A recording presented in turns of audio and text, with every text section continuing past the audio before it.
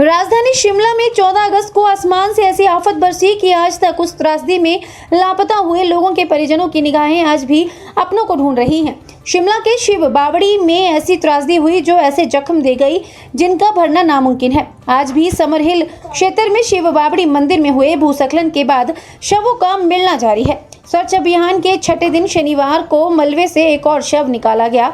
शहर में बारिश से हुए भूस्खलन में मरने वालों की संख्या 23 पहुंच गई है। शिव बावड़ी में लापता लोगों की संख्या 20 है, जिनमें से 17 के शव बरामद कर लिए गए हैं। चंडीगढ़ से आए सेना के अधिकारी कृष्ण गोयल ने कहा कि वे सूचना मिलने के बाद से एनडीआरएफ, एसडीआरएफ व सिविलियन आर्मी के साथ मिलकर सर्च ऑपरेशन कर रहे हैं। जिस तरह से इस स्थान पर भूस्खलन हुआ है, पूरा मंदिर ध्वस्त हो गया है और मलबा 2 किलोमीटर तक गया है, जिसके कारण सर्च ऑपरेशन 2 किलोमीटर तक चल रहा है। मलबा इतना अधिक है कि अब शव 6 फुट मलबे के नीचे से मिल रहे हैं। हिमाचल बस उसके लिए शिमला से पुष्पेंद्र चौधरी की रिपोर्ट।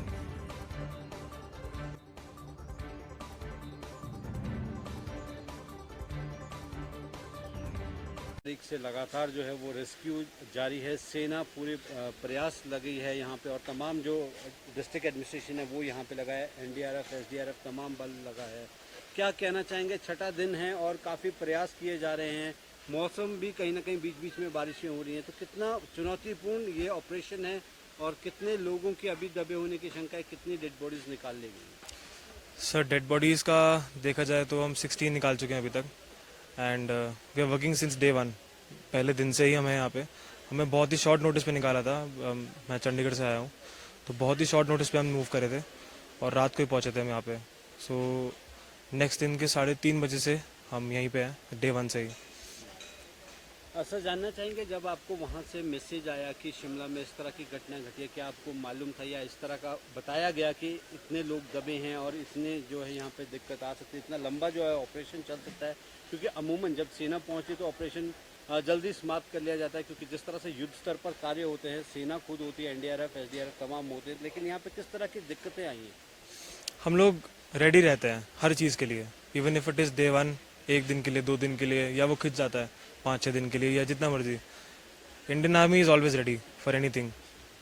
तो आप लगा लीजिए कि जो एनडीआरएफ है, एसडीआरएफ है, उनके साथ स्टेट पुलिस है हमारे साथ, और जितनी भी सिविल एडमिनिस्ट्रेशन है, हम सबके साथ बहुत अच्छे से कोऑर्डिनेट कर रहे हैं। सर, किस तरह की दिक्कतें आ रही हैं जो छठा दिन तक जो है इस ऑपरेशन को चालू रखना पड़ रहा है, इसको करना पड़ रहा है? क्योंकि जिस तरह से यहाँ की लोकेशन है, क्या लगता है आपको अभी और समय लग सकता है तमाम बॉडीज़ को रिकवर करने में? देखिए, जिस टाइप से जो लैंडस्लाइड आई थी, जिस टाइप से मंदिर एकदम से वैनिश ही हो गया है, तो उसके अकॉर्डिंग और स्ट्रेच गया है 2 किलोमीटर से ज़्यादा। तो 2 किलोमीटर का स्ट्रेच, और स्पेशली अब बॉडीज़ डेप्थ में मिल रही हैं 5 से 6 फुट नीचे, तो 2 किलोमीटर का स्ट्रेच है। तो अब हमने टीम्स डिवाइड करी हैं, सेपरेट सेक्शन सबको दे दिए हैं, तो चल रहा है। Now we are going in deep, in depth rather than going wide.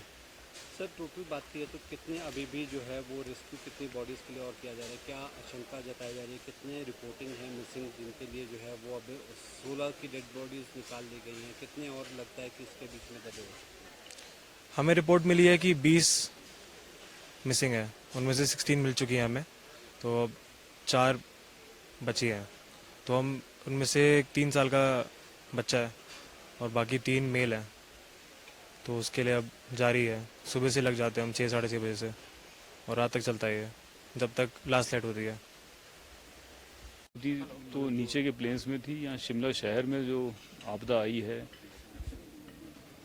उसके बारे में तो मैं इतना ही कहूँगा कि इस बार अतिवृष्टि हुई और अतिवृष्टि से ज़मीन में मॉइस्चर भी काफ़ी रहा है।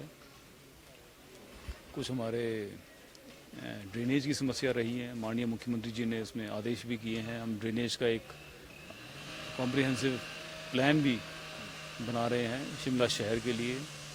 टीसीपी की गाइडलाइंस में भी इम्प्रूवमेंट करेंगे। घरों को बनाने में किस प्रकार से और बेहतर तरीके से हम कर सकते हैं, कैसे नालों और खड्डों से, जो कि माननीय मुख्यमंत्री जी ने कहा है, उनसे दूरी थोड़ी और बढ़ाई जाएगी मकानों को बिल्ड करने की। और साथ ही जो हमारे डेंजरस ट्रीज़ हैं उनके बारे में भी जो है प्रयास है कि इसको हम किस प्रकार से मैनेज कर पाएँ। इन सारी चीज़ों को मैनेज करने के उपरांत मैं समझता हूँ कि हम इस शहर में काफ़ी हद तक सेफ्टी ला पाएंगे और भविष्य के लिए भी जो है हम कुछ इसमें कर पाएंगे।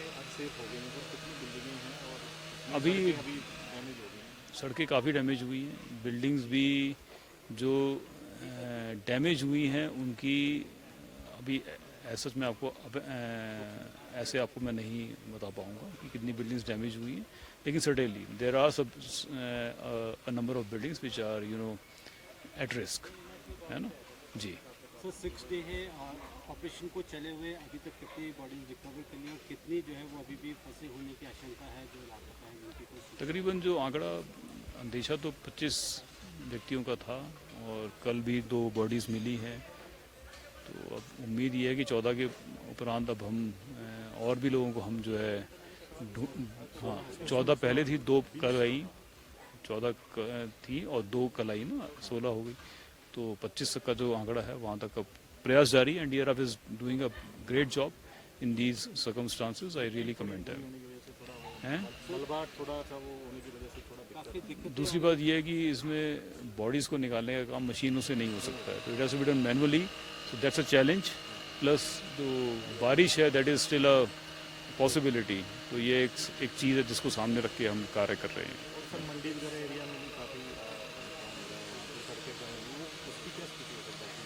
उसका जो डिटेल है वो आपदा प्रबंधन जो विभाग है उनसे आपको लेना पड़ेगा। सर एक बार फिर से मौसम विभाग ने अलर्ट जारी किया है, 21 तारीख से फिर से जो है वो मौसम प्रदेश में खराब होगा।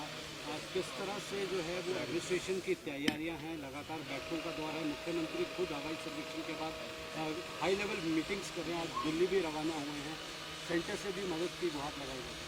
देखिए जहाँ तक शहरी विकास विभाग का मैं ताल्लुक़ है, तो मैं ये कहूँगा कि हम सारे शहरों में जो इस प्रकार के हमारे डेंजरस जो हमारे पोर्शंस हैं, जहाँ डंगे निकल गए हैं, लूज़ हो गए हैं और जहाँ पर पेड़ों की गिरने की संभावना है, उन पेड़ों को चिन्हित करके हम कोशिश कर रहे हैं कि अगली आपदा से पहले उन पेड़ों को हम निकाल लें और जो लोग ऐसे डेंजरस एरियाज़ में रह रहे हैं उनको थोड़ा इवैक्यूएट कर दें, उनको थोड़ा जब तक मानसून ख़त्म नहीं होता है और एक स्थिति का आकलन नहीं हो पाता तब तक हम जो है उनको सुरक्षित जगह पर रखने का हमने अपील करी है जी।